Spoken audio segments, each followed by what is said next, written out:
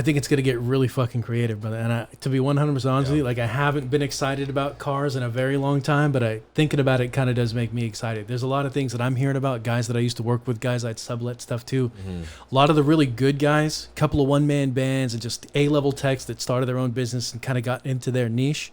They're now starting to go backwards in time and learn how to fix 50s and 60s cars, get into the nuts and bolts, the nitty-gritty, the mechanical stuff, because they're going to focus on restoration on top of it. There's guys that are trying to hack software within Teslas, because you can find a ton of them wrapped around trees on Copart, and they're trying to get into the electric conversion game. Guys that are building fiberglass bodies for early Porsche 356s or like a Jaguar E-Type, because no one wants to pay the dealership $350,000 for a reproduction when you could pay this guy $100,000 to do the same thing.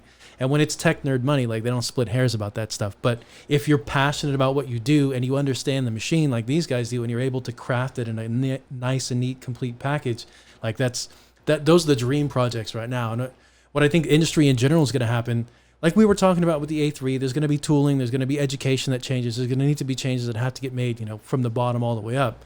But internal combustion cars aren't going anywhere. They may not be able to be sold in California after 2035, but you could buy them in Nevada. They're still going to be over there. And the guy that has his 1986 Chevrolet pickup truck just to run around a farm, he's not going to get rid of it and go buy a Cybertruck just because Gavin Newsom tells him to. There's going to be plenty of cars, whether it's the enthusiast or the person that just likes their car or needs the simplicity of being able to get gasoline wherever they need to go.